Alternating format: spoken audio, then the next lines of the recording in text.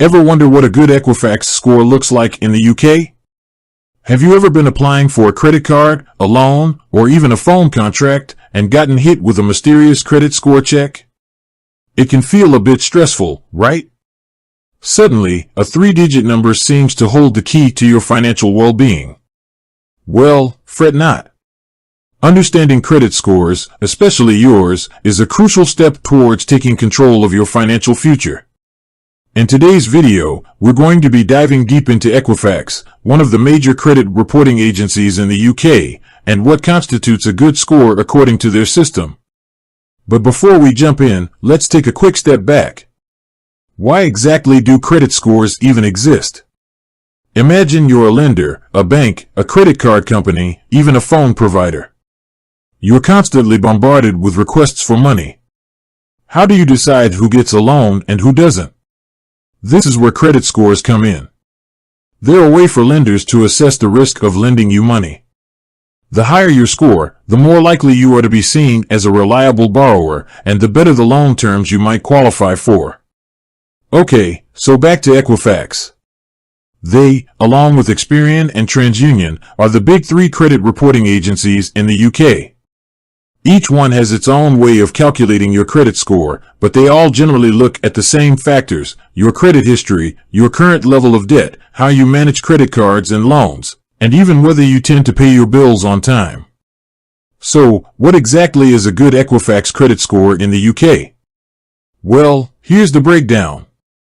Below 454, this is considered a very poor score. If you fall into this range, it might be difficult to get approved for any kind of credit, and if you do, you'll likely face high interest rates. 454 to 516, this is considered a poor score. Approval for credit might still be challenging, and you'll probably be offered less favorable terms. 517 to 560, this is a fair score. You might start to see some improvement in loan terms and credit card offers, but building your credit history is still crucial.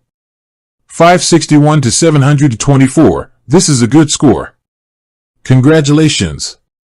You're now considered a reliable borrower by most lenders.